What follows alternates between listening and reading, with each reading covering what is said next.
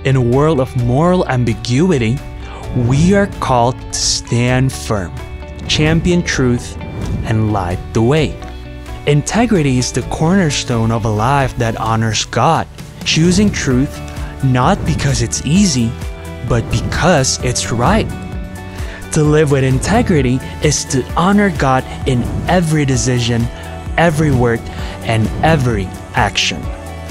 Proverbs 10 verse 9 says, "Whoever walks in integrity walks securely, but he who makes his ways crooked will be found out."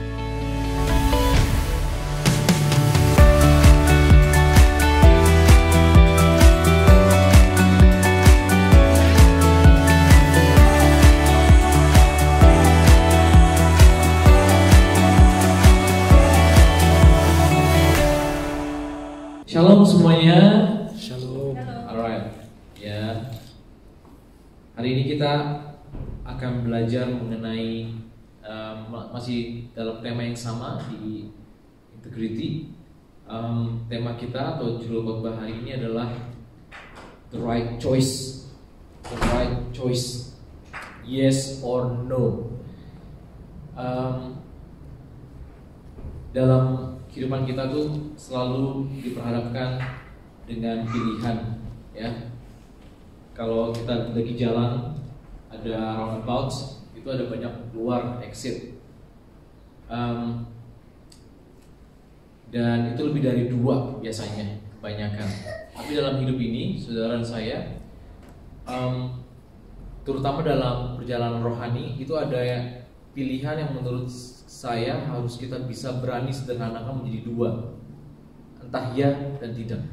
Kita akan belajar hari ini mengapa kita harus memilih.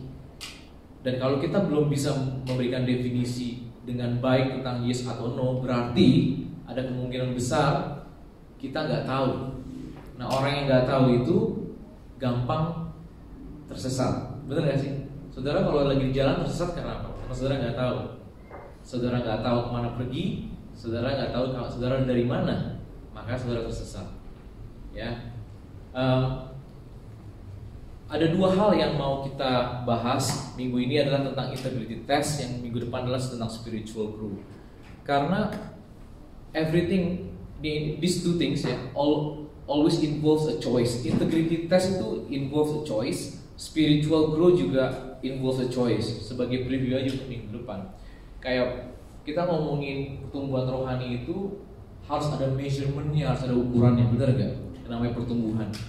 Nah, kita tuh dengan jelas kalau yang namanya pertumbuhan itu harus menghasilkan buah, ya kan ya? Kalau cuma bertumbuh doang, Tuhan juga bilang pasti tebang gitu kalau nggak menghasilkan buah. Dan buahnya adalah buah roh, ya. Buah roh itu ada 9, ya. Nah, salah satunya adalah love. Love itu, buah roh itu bukanlah sifat, tapi decision. Dan Tuhan itu selalu kalau kita pengen bertumbuh dalam love, Dia akan kasih kita pilih suatu circumstances atau lingkungan di mana kita diperhadapkan dengan orang yang nggak ngenakin lah, kita bisa ngebenci, tapi kita memilih untuk mengasihi. Itu keputusan, ya. Tapi hari ini kita nggak belajar tentang spiritual growth, cuma preview aja. Kita belajar tentang integrity test. Dan di sini ada ayatnya, Aku Tuhan yang menyelidiki hati, yang menguji batin. Kata menguji di sini adalah ada sesuatu yang harus kita putuskan. Benar gak sih? Kita harus ambil keputusan. Karena ada yang diuji. Untuk memberi balasan kepada setiap orang setimpal dengan tingkah langkahnya. Langkahnya mau ke kiri atau mau ke kanan, setimpal dengan hasil perbuatannya. Seperti ayam hutan yang mengerami yang tidak ditelurkannya, demikianlah orang yang menggaruk kekayaan secara tidak halal. Pada pertengahan usianya ia akan kehilangan semuanya, dan pada kesudahan usianya ia terkenal sebagai seorang bebal. Kita tahu bahwa bukan hanya ayam hutan aja, tapi rata-rata unggas itu, ya, itu suka nelorin telur yang bukan miliknya. Nah, tapi kita bukan unggas, kita manusia. If we know that it doesn't belong to us, jangan, karena firman Tuhan akan kasih tahu, makanya yes or no-nya, ya. dibilang pertengahan usianya itu semua akan habis. Mungkin saudara lihat orang kok berbuat curang tambah kaya, ya pertengahannya itu akan habis, dan pada kesudahan usianya ia terkenal sebagai seorang bebal. Nama baik itu lebih penting daripada kekayaan. Saudara kan meninggal pasti meninggalkan nama kan, bukan meninggalkan kekayaan. Ya, Alkitab selalu gak pernah memaksa kita. Tuhan Yesus pun lagi datang ke muka bumi, dia gak pernah memaksa. Dia gak pernah ngancem kita. Dan dia juga gak pernah ngomong gini, aku akan mati kalau kamu ini mau turut, saya mau mati kalau kamu ini mau taat. Dia gak pernah kayak gitu. Dia kasih kita kebebasan. Bahkan dalam Ulangan 28 Tuhan juga ngasih pilihan, benar gak? Hari ini kuperhadapkan berkat atau kutuk, pilih mana? Ya, jadi kita harus dikasih pilihan sama Tuhan. Dan Alkitab itu memberikan pilihan-pilihan sebenarnya, choices, better ways. Nah, kalau kita nggak pernah baca Alkitab, kita nggak tahu mana yang better ways. Jadi kita cuma ikutin arus aja.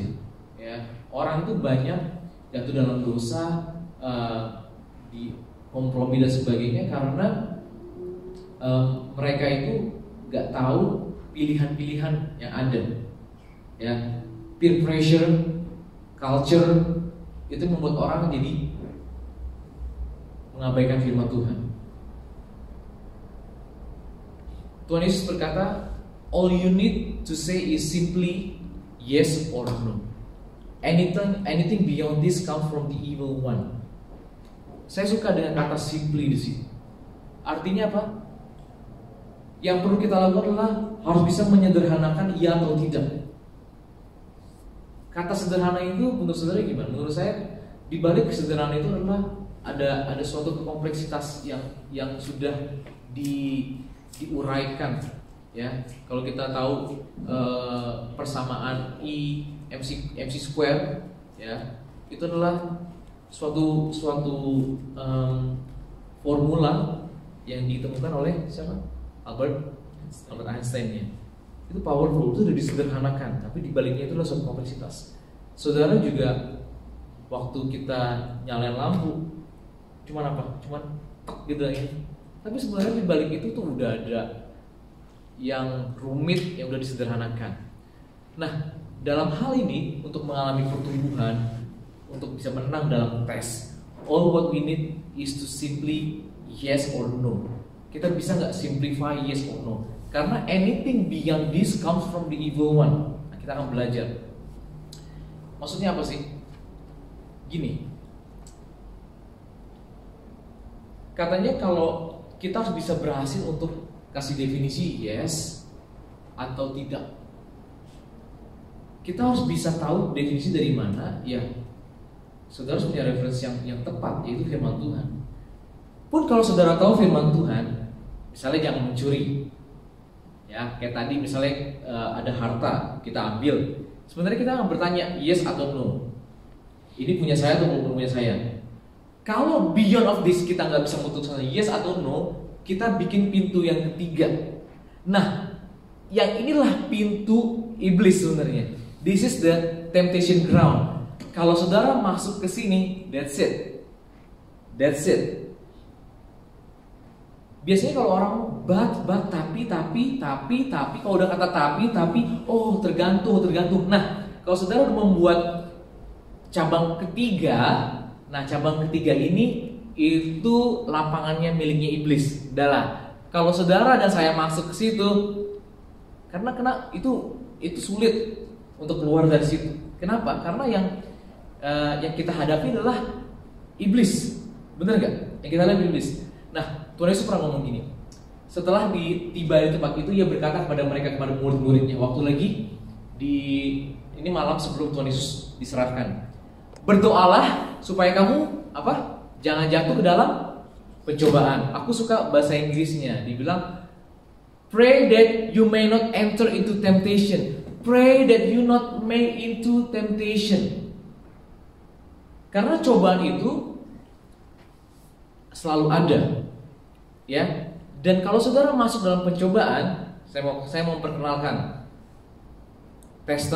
testernya siapa, tempternya siapa. Nih, saya punya CV-nya.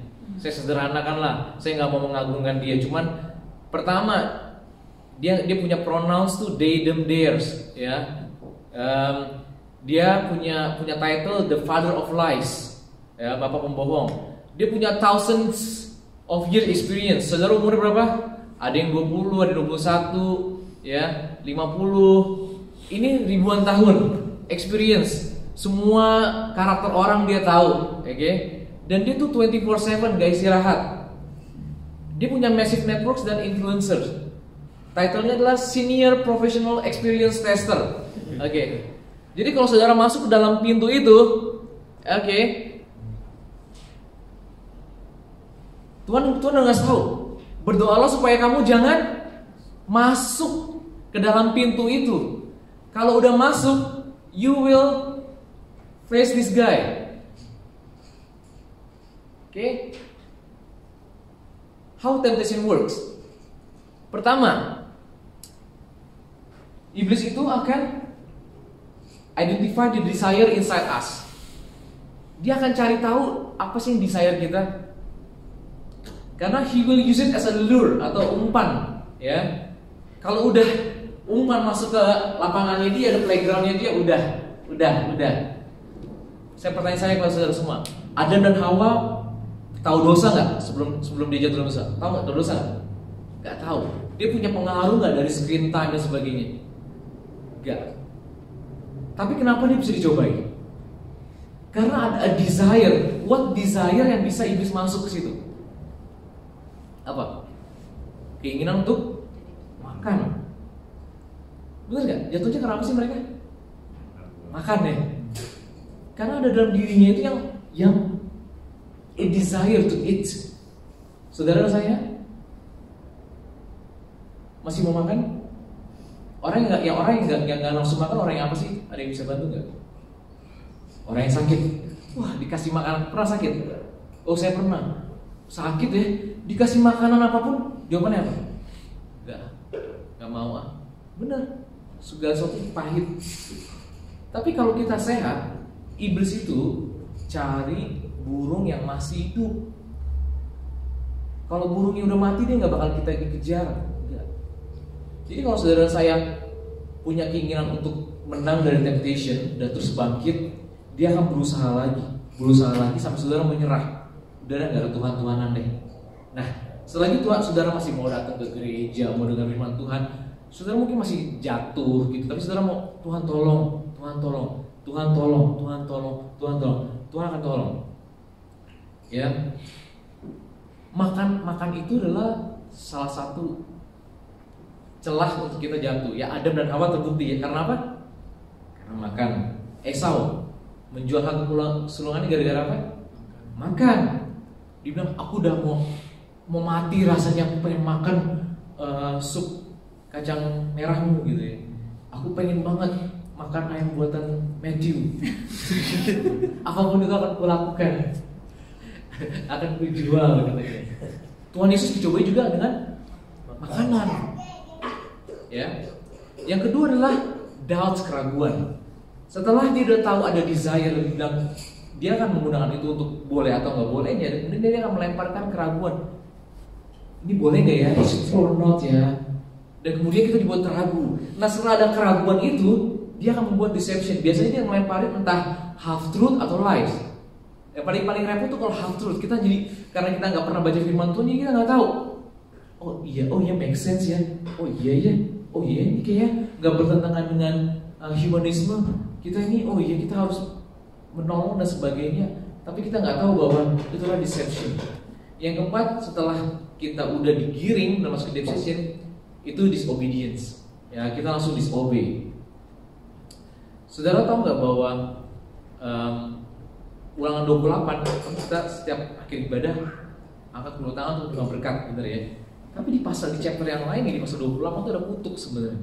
Tuhan bilang kalau kita nggak obey Tuhan, untuk bangsa Israel saat itu, dia bilang kamu tuh akan menerima kutuk. Kutuknya lumayan parah kalau sudah baca dalam Ulangan 28. Saya bacain ya, dari 52 sampai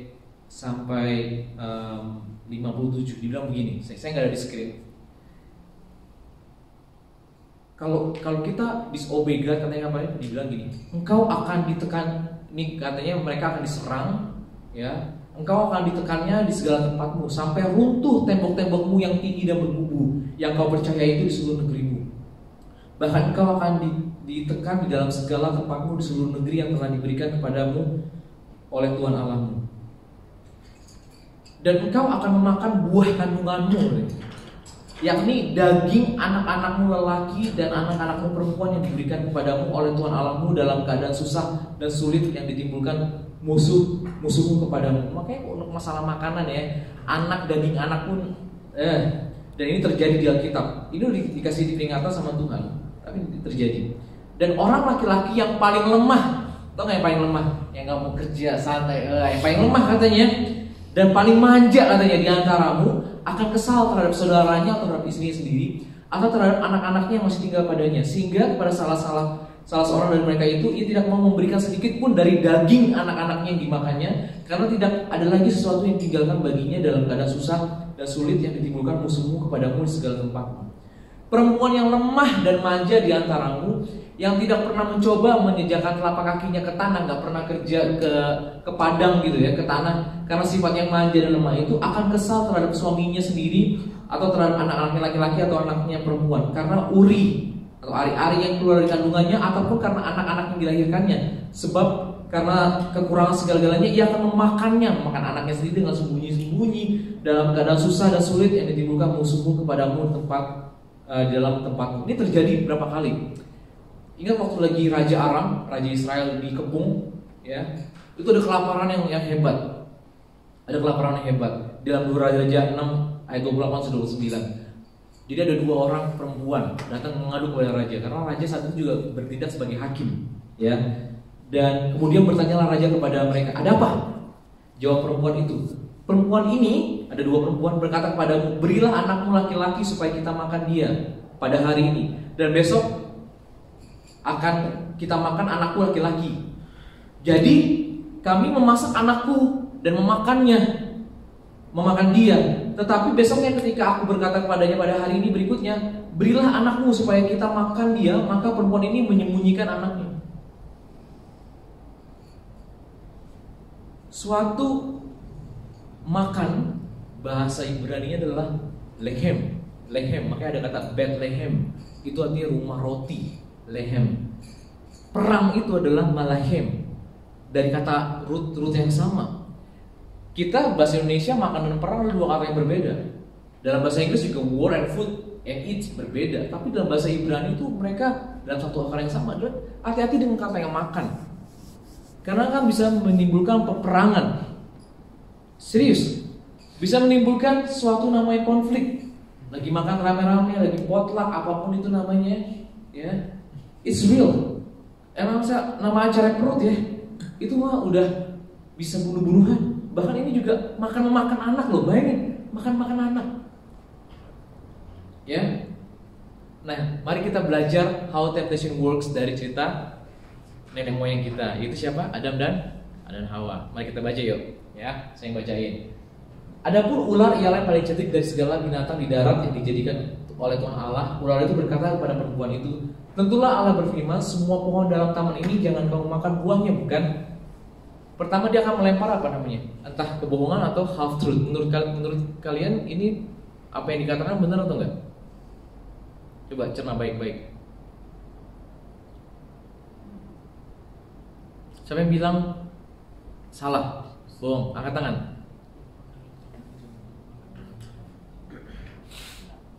Hah? Siapa yang bilang bohong? Ayo dong. Siapa yang bilang di sini iblis bohong? Ular itu bohong. Hah? Kan dibilang gini, tentulah Allah berfirman, semua pohon dalam taman ini jangan kamu makan buahnya, bukan?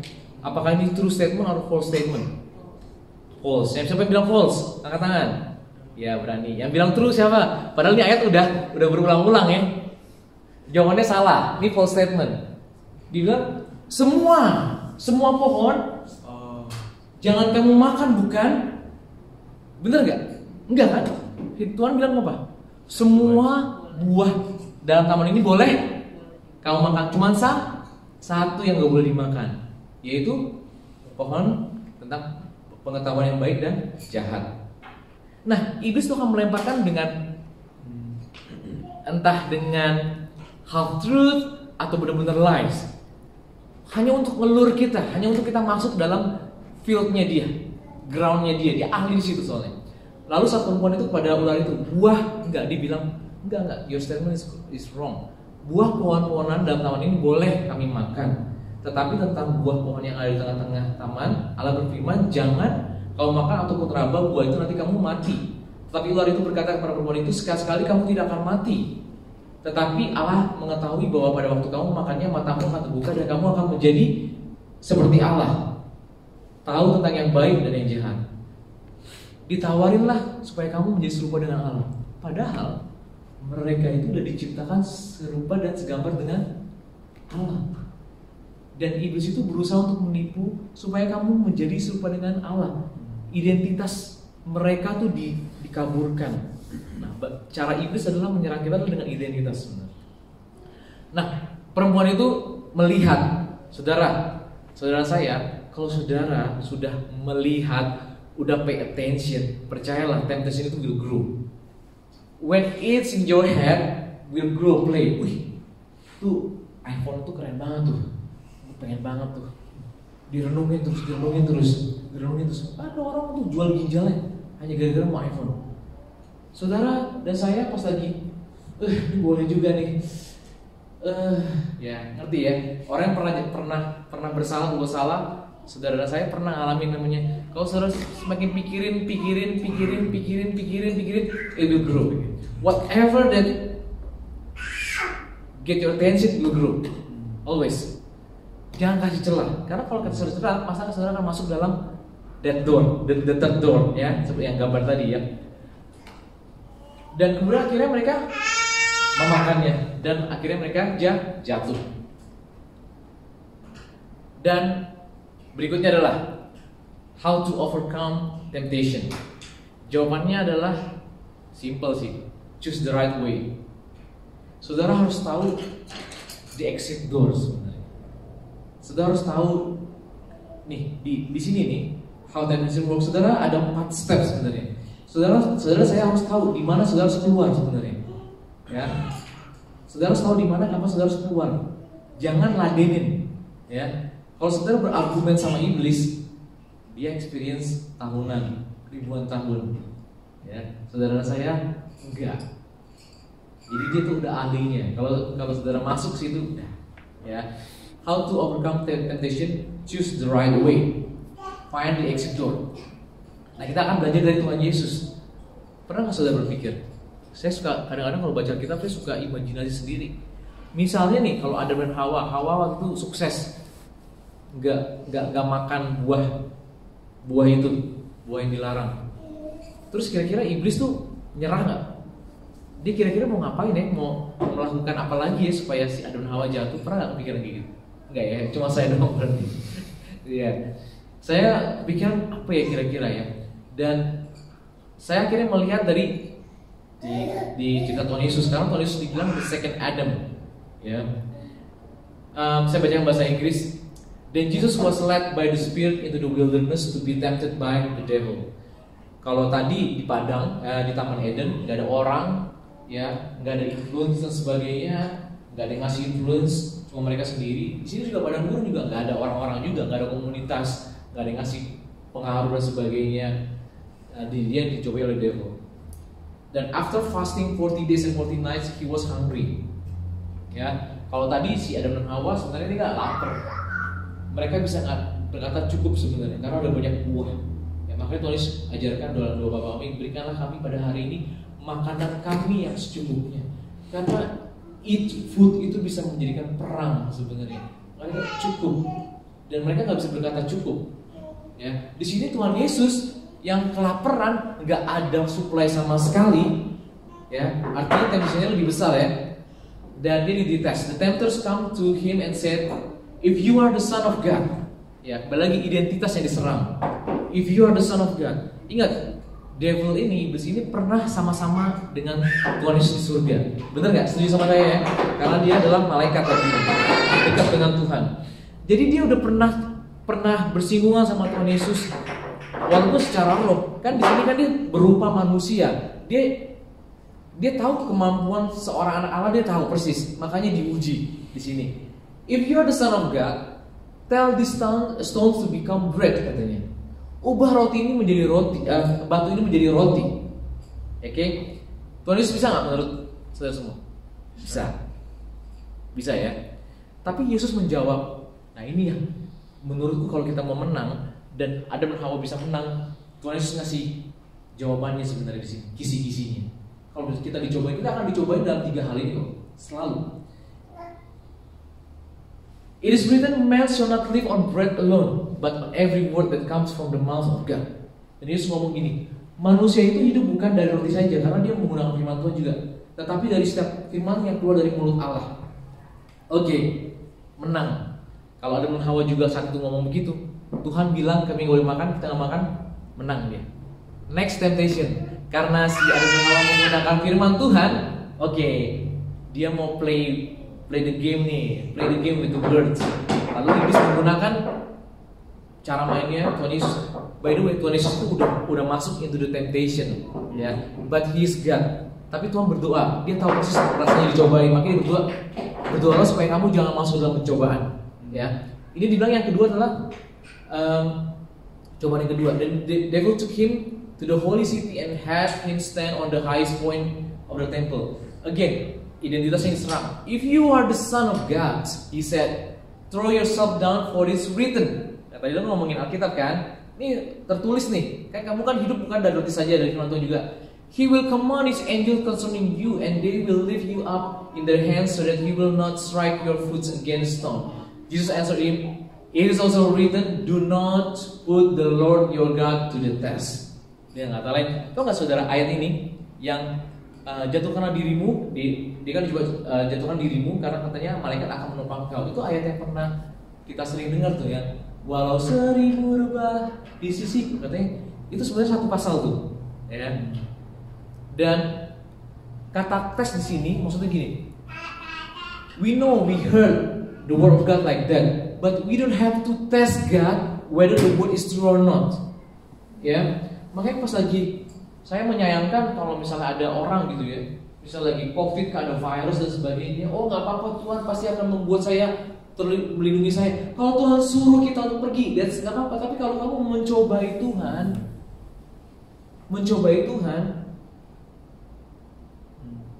jangan. Petrus ngerti hal ini, makanya pas lagi dia jalan, Tuhan Yesus jalan di atas air, dia nggak mau langsung jalan. Suruh aku. Dia perlu dengar dulu the words that comes from Jesus. Ask me. Dan setelah datanglah, maka Petrus datang. Saudara, sekarang kalau Tuhan gak nyuruh saudara, terus saudara udahlah, firman Tuhan berkata bisa jalan atas air, saudara bang, itu artinya mencobai Tuhan. Tuhan Yesus nggak mau,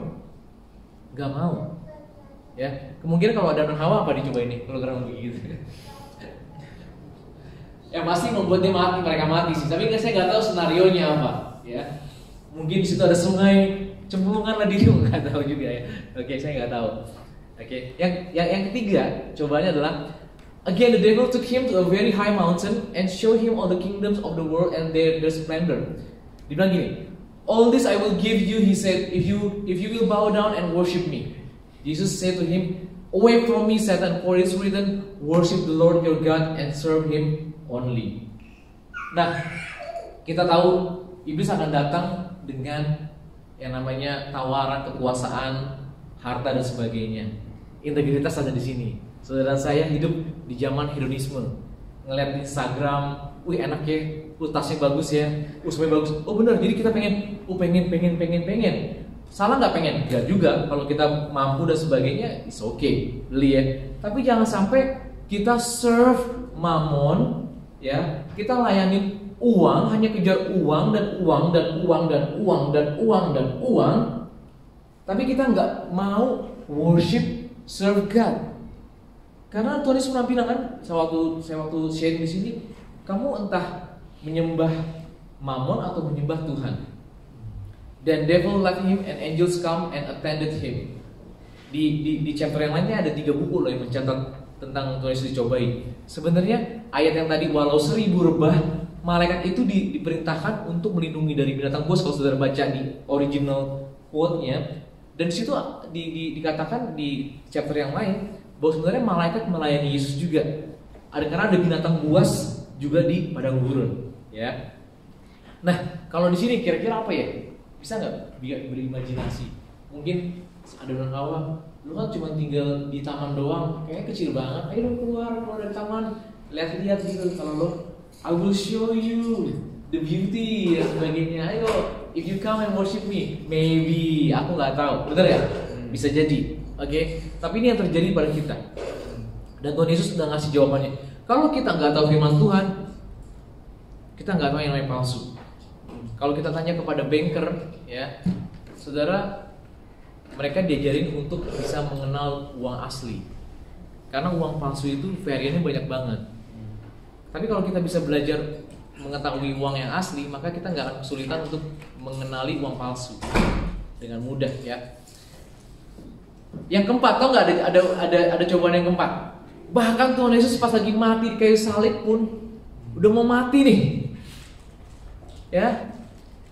Ada orang yang lewat di bukit itu, dan tentu mereka digunakan oleh iblis. Those who pass by her insult at him, shaking their heads gini. You are going to destroy the temple, you said last time, and build in 3 days. Save yourself. Come down from the cross if you are the son of God. Ditantangin lagi. Kalau kamu anak Allah, turun dari salib. Bisa nggak dia? Kalau dia mau, ini sialan nih orang semuanya nih. Gue nggak jadi mau mati deh. Nih yang turun. Wah, berabe. Tapi dia tetap mau melakukannya buat kita, saudara saya. Itu bukti dari dia mengasihi kita tanpa syarat. Dia tidak pernah memaksa saudara saya untuk ikut dia. Jadi kalau saudara datang saat ini mau mendengarkan firman Tuhan, mau beribadah pada dia, itu bukti dari saudara menggunakan your free will to submit to God. Dan dia senang dengan hal itu. Ya, karena saudara saya bukan robot. Ya, waktu dia mau mati di atas salib, bayangin orang-orang juga mencemooh dia. Kalau dia ngambek gimana itu? Jadi gue nggak jadi deh, enggak ya? Tuhan kita baik ya. Nah, ini dia how to overcome temptation.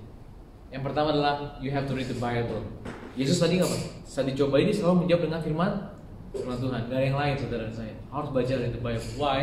Why we have to read the Bible? Karena gini, saudara saya itu punya moral kompas sebenarnya. Untuk orang yang di luar Kristen juga mereka punya moral kompas.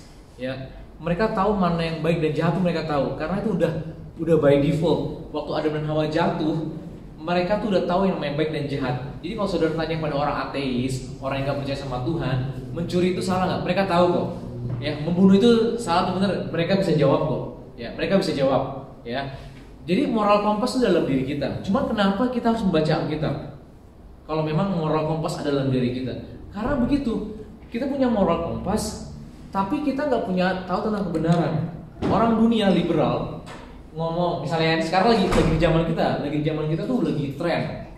Mereka menganggap bahwa kandungan dalam diri perempuan itu adalah miliknya perempuan itu sendiri, dan kita pria dan sebagainya nggak berhak ngomong dan keberatan karena itu their body, their choice katanya. Ya. Dan beberapa orang berkata juga bahwa it's a parasit, katanya parasit yang ada dalam diri mereka. Jadi mereka bisa aja bunuh. Oke. Kalau kita nggak tahu firman Tuhan, kita nggak baca firman Tuhan, maka kita akan setuju. Oh ya, kita akan kompromi dan kita akan mengikutinya. Tapi firman Tuhan berkata kalau saudara baca waktu lagi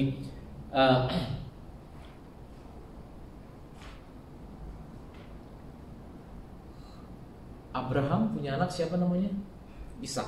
Ishak punya anak Yakub dan Esau. Nah, waktu Ishak istrinya hamil, itu kan ada pergulatan tuh dalam kandungannya, bener nggak? Pernah baca nggak? Nah, makanya saudara baca bergulat. Dan firman Tuhan berkata kepada mereka apa?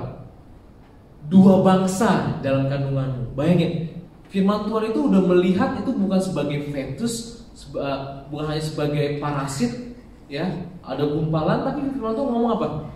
2 bangsa, udah ngeliat bangsa di situ, bukan sebagai suatu parasit, tapi dilihatnya 2 bangsa. Dan kalau saya ngeliat orang hamil, saya akan melihat itu adalah suatu future. Kita nggak tahu bahwa dalam diri mereka tuh entah ada presiden atau ada pemimpin yang bisa membawa kebenaran dan sebagainya. Ya. Makanya kita butuh membaca Alkitab. Read the Bible. Read the Bible. Because the Bible is the truth, the spiritual fruit, and the guidance of our life. Saudara saya mau baca Alkitab? Harus ya. Karena itu adalah makanan rohani. Kalau saudara saya nggak baca,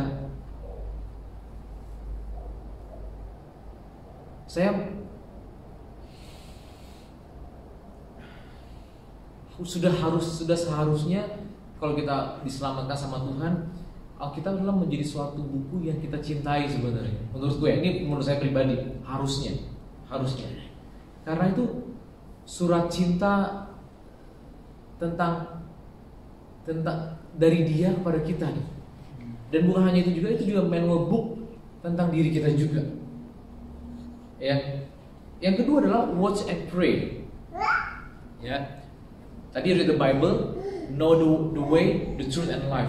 Karena kalau kita membaca Alkitab, we will find out the exit door waktu kita mengalami temptation. Yang kedua adalah watch and pray, ya. To see the exit door. Waktu saudara saya dicobain, jangan jangan kayak domba yang pasrah gitu loh. Udah gue ngikutin nih. Oh iya. Nah, tau kan?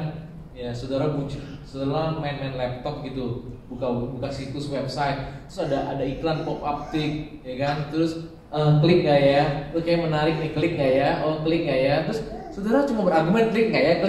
Ya udahlah pergi harusnya. Tapi karena saudara klik nggak ya? Karena exit doornya udah ada, ya. Dan saudara pernah dengar cerita Amnon dan Tamar nggak? Anaknya Daud. Ini dari dua ibu yang berbeda. Si Amnon itu dia tuh suka banget sama Tamar. Tamar ini cantiknya banget, ya, cantik banget deh. Dan dia minta nasihat sama temennya. Nah ini hati-hati ya. Kadang-kadang saudara kalau minta nasihat sama temen, gue suka sama dia tuh gimana? Dia minta nasihat loh. Bilang gini, kamu pura-pura sakit. Nah terus udah gitu, kamu pura-pura sakit di kamar, tidur, minta dia nganterin makanan, buatin makanan sama kamu. Didengerin sama dia. Dia pura-pura sakit, terus dia minta sama. Terus bapaknya Daud, Raja Daud, Are you okay? Are you okay son? I'm sick. Oh, okay.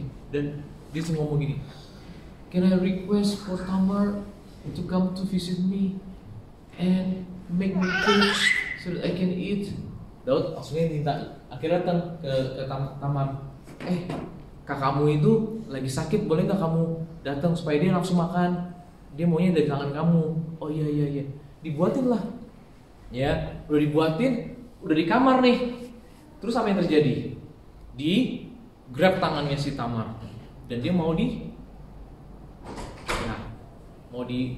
zolimi lah, ya, diperkosa dan sebagainya. Tapi sebelum itu, sebenarnya Tamar ngasih exit door.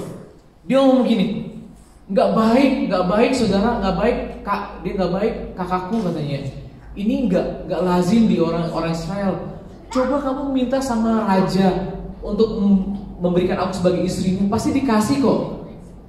Exit door-nya udah dikasih, dia nggak mau dengerin tetap.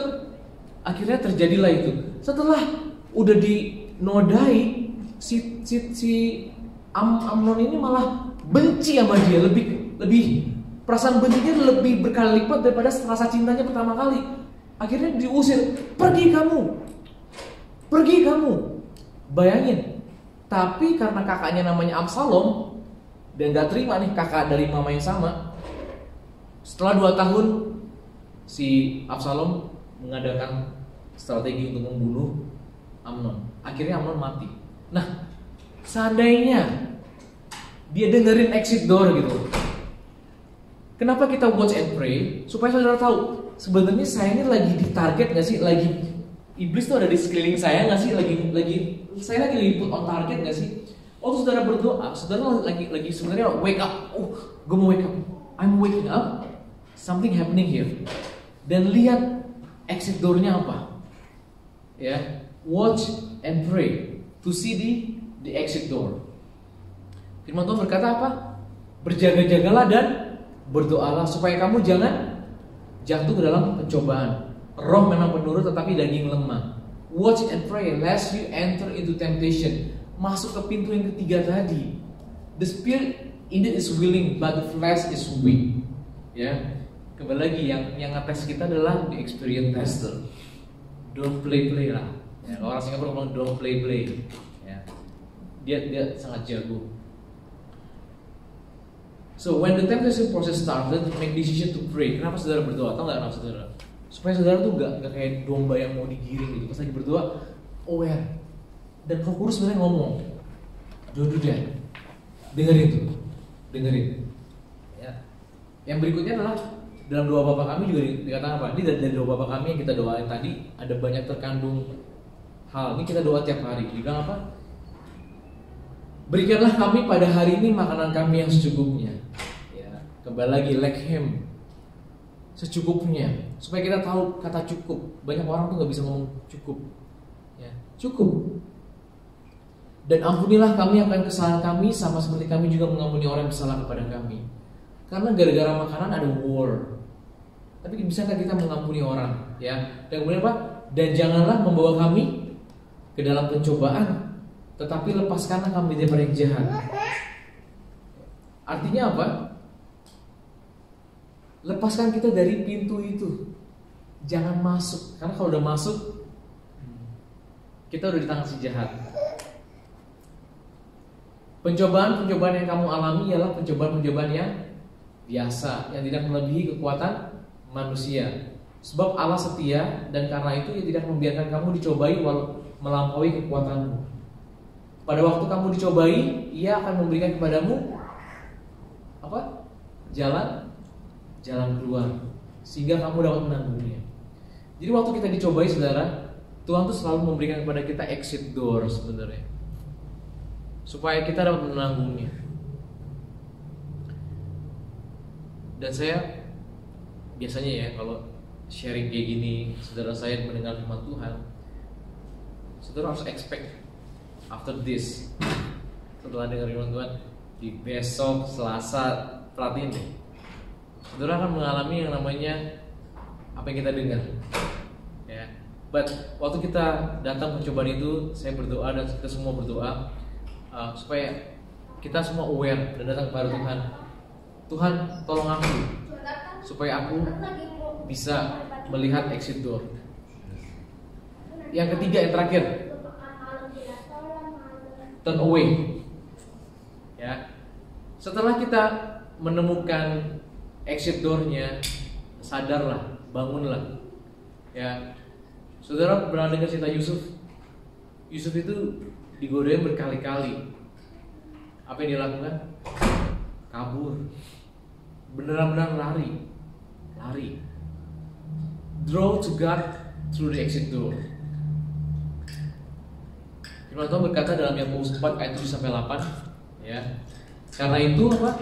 Tunduklah kepada Allah dan lawanlah iblis, maka ia akan lari daripadamu. Mendekatlah kepada Allah dan ia akan mendekat kepadamu.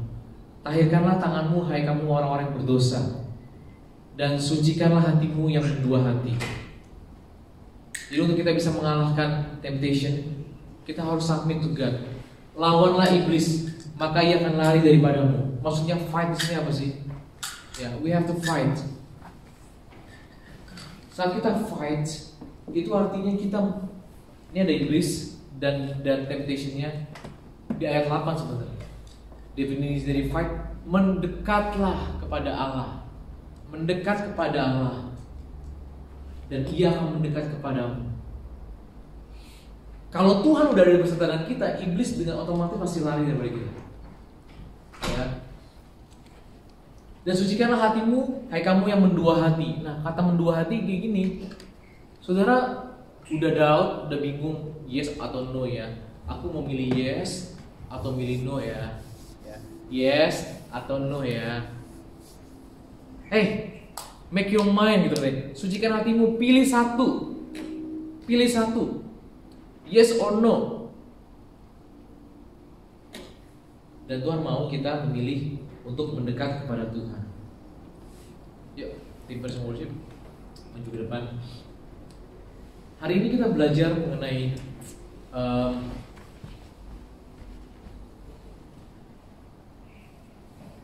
choose the right thing, the right choice. The right choice itu happens on the integrity test sebenarnya. Tes integritas. Kita diperhadapkan dua pilihan, ya atau tidak. Dan firman Tuhan berkata, kita harus berani dan berhasil mendefinisikan dua itu. Ya atau tidak, kita harus jelas. Karena kalau udah abu-abu, ada gray area, that's the devil ground. Jangan kasih kesempatan kepada iblis untuk kita kasih pintu yang ketiga. Karena kalau udah pintu ketiga, dia akan ngomong gini, lie, come, lie, come, lie, kayak gini. Come, karena iblis itu jago lah, ya dia jago banget.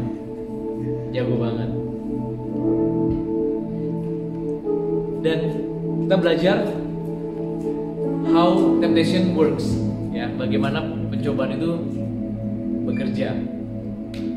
Dan hari ini kita belajar juga how to overcome temptation. Ya, saudara mau, ya, read the Bible.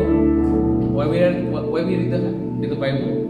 Karena kita pengen tahu tentang kebenaran. Tuhan Yesus selalu menjawab dengan firman Tuhan. Watch and pray supaya roh kita tuh alert, wake up, karena daging ini lemah. Find the exit door. Kalau perlu tutup laptop.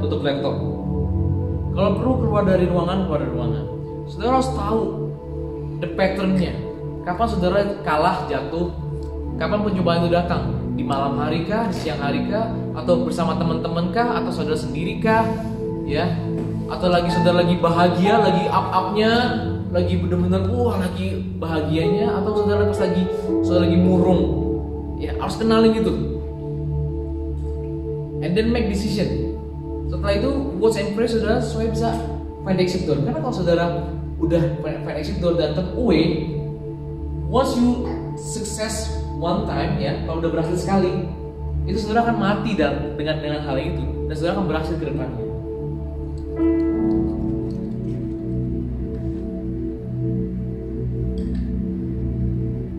Dan saya berdoa supaya dari tempat ini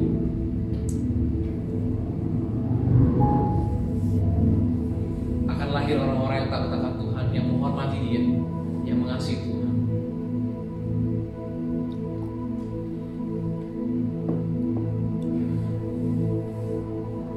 Hati-hati dengan mata kita. Mungkin kita suka dengan hal yang berwarna, it's cute. Mungkin kita punya pattern kalah dengan hal yang kita dengar, dengan hal-hal yang manis.